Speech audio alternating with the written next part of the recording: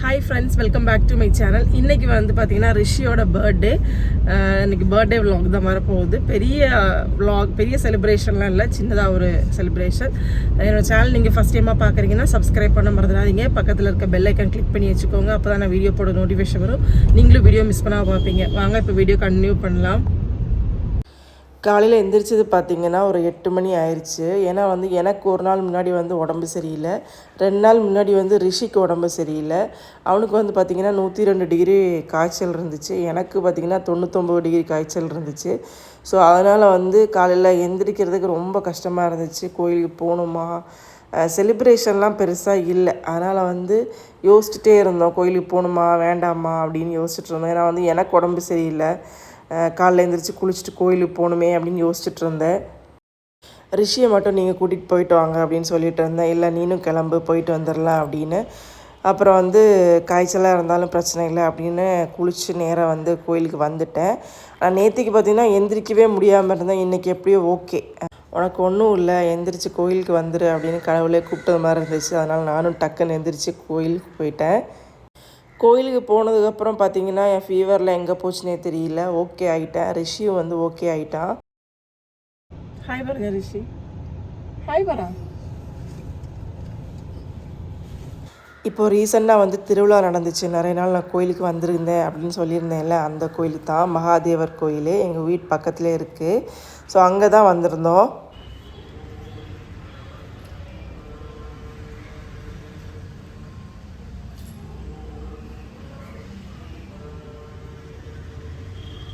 கோயிலுக்கு வந்தால் ஷர்ட்டு கழட்ட மாட்டேன் அப்படின்னு ஒரே வந்து பிடிவாதம். இப்போ என்னன்னே தெரியல. இது வந்து மகாதேவர் கோயில், அப்போ ஷர்ட்டு வந்து கழட்டிட்டு தான் வரணும் உள்ளாடி. பாயரங்க ரிஷி,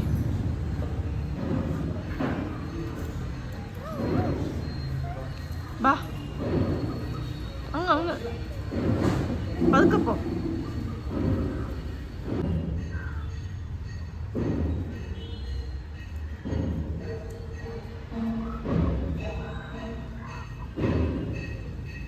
ரிஷி பேரில் அர்ச்சனையெல்லாம் பண்ணிவிட்டு சாமியெல்லாம் கூப்பிட்டுட்டு அங்கேருந்து கிளம்ப போகிறோம். காலையில் எந்திரிச்சது பார்த்திங்கன்னா 8 மணிக்கு. 2 நாளாக வந்து வீட்டில் எதுவுமே சமைக்கிறது இல்லை, நான் உடம்பு சரியில்லாதனால. ஸோ மார்னிங் பிரேக்ஃபாஸ்ட் வந்து வெளியே தான் சாப்பிடணும். இன்றைக்கி பார்த்திங்கன்னா கேரளாவில் வந்து எல்லா கடையுமே வந்து ஸ்ட்ரைக்கு, எல்லாமே அடைச்சி போட்டிருக்காங்க. ஸோ தமிழ்நாடு சைடு போய் தான் நாங்கள் வந்து மார்னிங் பிரேக்ஃபாஸ்ட் சாப்பிட்டோம். அச்சனை காணிச்சு கொடுக்கு, அச்சனது காணிச்சு கொடுக்கு.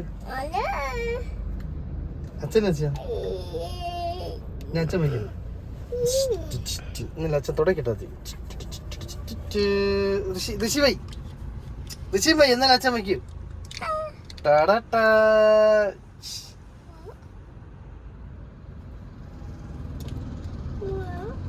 வை மக்கள் வை, കണ്ണിൽ வை, കണ്ണിൽ ലക്ഷം വെച്ചത്. ഓക്കെ എന്നിട്ട് സെക്കൻഡ് അങ്ങനെ வை, ഇങ്ങനെ വെച്ച് നോക്ക്.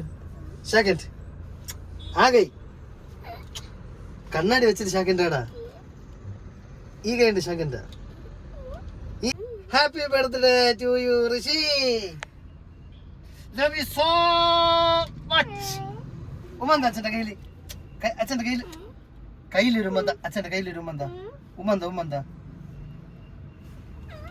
കണ്ണാടി വെച്ചിട്ട് ഒരു ഉമ്മന്താ, ഒരു ഉമ്മന്താ, ഒന്നൊരു ഒരു ഉമ്മൻ കൂടി, ഒരു ഉമ്മന്താ, பைக்கு போனீங்க ஒரு மந்தா.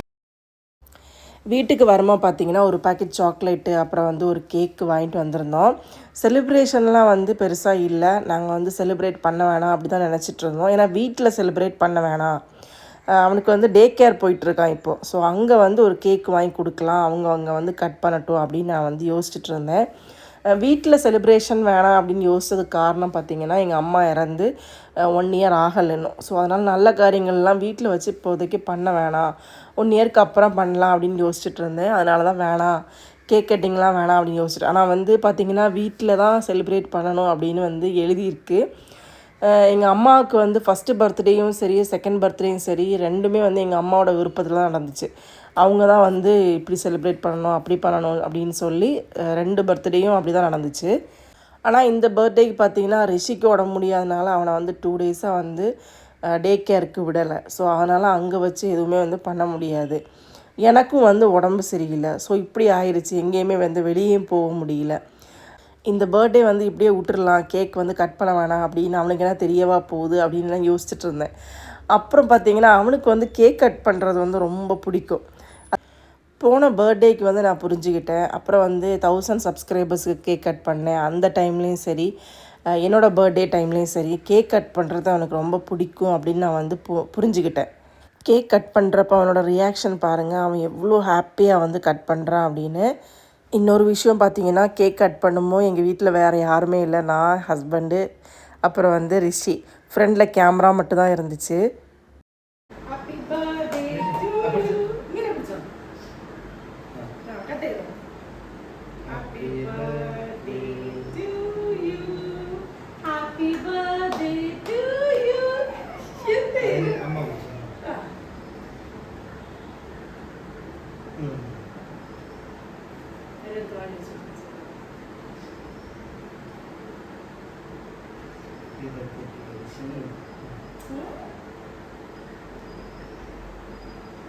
Happy? Is she happy? Happy? Happy? ini kutti illa അച്ഛനോട് അച്ഛനോട് അച്ഛനോട് അമ്മ അമ്മക്ക് അമ്മക്ക് അമ്മക്ക് അമ്മക്ക് അമ്മക്ക് സൂപ്പർ. இந்த துணி எடுத்து வச்சு தொலைச்சல இல்ல சத்தல. கேக் கட் பண்ணதும் அப்படியே எங்கள் அம்மாவோட ஃபேமிலி குடும்ப வீட்டுக்கு தான் போயிருந்தேன். அங்கே வந்து மாமா ஆண்டியெல்லாம் இருக்காங்க. ஸோ அவங்களுக்கு வந்து கேக்கெலாம் கொடுக்கறதுக்காக நான் போயிருந்தேன். வீடியோ எடுக்கிறேன் அப்படின்னு சொன்னதும் வந்து எல்லோரும் முகத்தை மறைச்சிட்டாங்க. அப்புறம் ஒரு ஆள் பார்த்திங்கன்னா மேலே போய் உட்காந்துக்கிட்டா. பெருசாக ஃபேமிலி மெம்பர்ஸ் வீட்டுக்கெலாம் போகிறதில்ல, எப்போவாச்சும் ஒருக்க தான் போகிறது. அப்போ போகும்போது வந்து நம்ம வீடியோ எடுக்குமா அவங்களுக்கு பிடிக்குமா இல்லையா நமக்கு தெரியாது. இந்த ஒரு வீடு மட்டும் இல்லை, இன்னும் 3-4 வீடு இருக்குது. ஸோ அங்கெல்லாம் போய் வீடியோஸ் எடுக்கலை, அவங்களுக்கு டிஸ்டர்பன்ஸாக இருக்கக்கூடாது அதனால் அப்படின்னு. கிட்டத்தட்ட 2 வருஷம் ஆயிடுச்சு. எங்கள் அம்மா இருக்கும்போது இந்த மாதிரி தடவி போட்டது. அவனுக்கு உடம்பு சரியில்லைன்னு சொல்லியிருந்தேன். ஸோ ஆண்டி வந்து அவனுக்கு ஃபுல்லாக தடவி போட்டுட்டு இருந்தாங்க. அங்கே பார்த்திங்கன்னா மூத்த மாமா வீடு, அப்புறம் வந்து இளைய மாமா வீடு, அப்புறம் இது வந்து லாஸ்ட்டு மாமா வீடு, அப்படி 3 வீட்டுக்கும் வந்து போயிட்டு அப்புறம் நேராக வந்து என் ஹஸ்பண்ட் ரிலேட்டிவ் வீட்டுக்கு தான் போயிட்டுருக்கேன். இது ரிஷியோட தாத்தா பாட்டி வீடு, அதாவது எங்கள் ஹஸ்பண்டோட மாமா மாமி வீடு. எங்கள் ஹஸ்பண்டும் இந்த வீட்டில் இருந்து தான் வளர்ந்தாங்க. இது வந்து குடும்ப வீடு. ரிஷியோட கொள்ளு பாட்டியோட வீடு அப்படின்னே சொல்லலாம். அவங்க பிள்ளைங்க, அவங்களோட பிள்ளைங்க எல்லாருமே வந்து இந்த வீட்டில் தான் வந்து வளர்ந்தாங்க. இந்த இடத்துக்கு வரும்போது சூப்பராக இருக்கும், நல்ல வைப்பாக இருக்கும். மழை வேறு வந்துட்டு இருந்துச்சு. டக்குன்னு வந்து போய் கேக்கெலாம் கொடுத்துட்டு கிளம்பிட்டோம் அங்கேருந்து. அப்புறம் கேக் கொடுக்குறதுக்காக இன்னொரு தாத்தா வீட்டுக்கும் போயிருந்தோம். ஸோ அதை வந்து வீடியோ எடுக்க முடியல, ஏன்னா ஃபுல்லாக மழையாக இருந்துச்சு.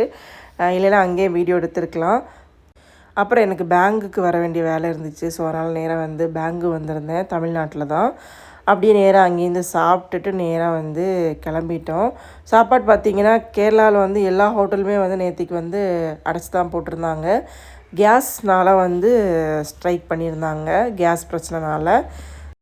மிக எளிமையான முறையில் என்னோடய ரிஷியோட பர்த்டே வந்து செலிப்ரேட் பண்ணோம். யாருமே இல்லாமல் நாங்கள் 3 பேர் மட்டும். அதுக்கு காரணம் வந்து சொல்லிட்டேன் ஏன் அப்படி செலிப்ரேட் பண்ணோம் அப்படின்னு. யாரையுமே கூப்பிடாதது காரணமும் அதுதான். ஃப்ரெண்ட்ஸ் எல்லாம் பார்த்தீங்கன்னா அவங்களும் வந்து பிஸியாக இருக்காங்க, வேறு ஊரில் இருக்காங்க. ஸோ அவங்களுக்கு வர முடியல.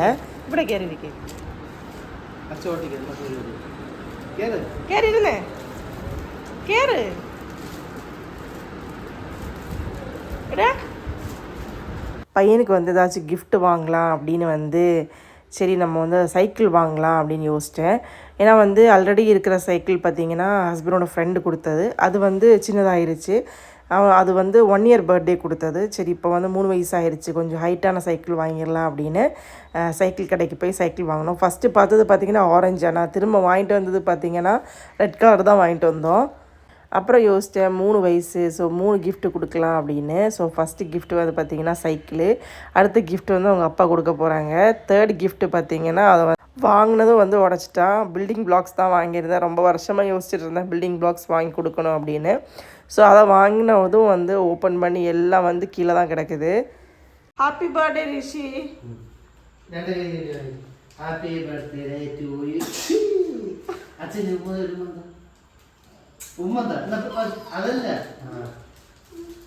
അച്ഛന് അച്ഛന് ഉമ്മോട് പൊളിച്ചു നോക്ക് ഋഷി.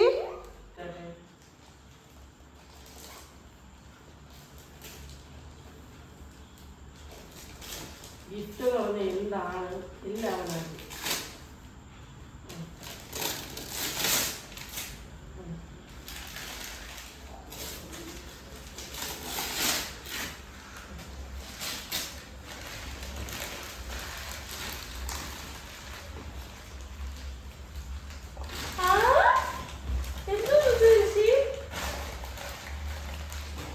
ചെറിയ സന്തോഷമുണ്ട് കേട്ടോ മോൾക്ക്. എന്തത്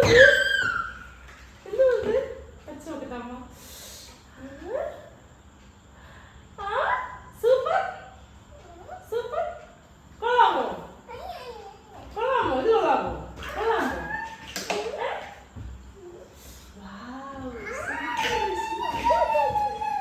കൊള്ളാമോ ഡ്രസ്?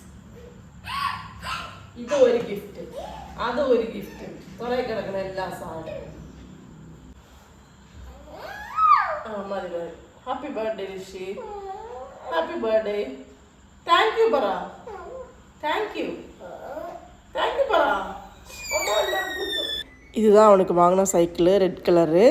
அங்கே வச்சு ஏறுறதுக்கே ரொம்ப கஷ்டப்பட்டுட்டு இருந்தான். இங்கே வந்து கொஞ்சம் ஓகே ஆயிடுச்சு, அவனுக்கு பிடிச்சிருக்கு. நேற்றுக்கு பர்த்டே, என்னால் வந்து வீடியோ எடிட் பண்ணுறதுக்கு எதுக்குமே வந்து முடியல. ஸோ அதனால தான் இன்றைக்கி 11 o'clock கூட போட முடியல, ரொம்ப லேட் ஆயிடுச்சு. இப்போவே காலையில் உட்காந்து தான் எடிட் பண்ணிகிட்ருக்கேன். இப்போ வந்து 2 நாளாக வந்து வீடியோ போடவே இல்லை, உடம்பு சரியில்லாதனால. வீடியோ பார்க்குறவங்க வந்து மேக்ஸிமம் தெரிஞ்சவங்க தான் வந்து யோசிப்பீங்க, எங்களை கூப்பிடலையே அப்படின்னு, இவ்வளோ க்ளோஸாக இருந்துட்டு அப்படின்னு.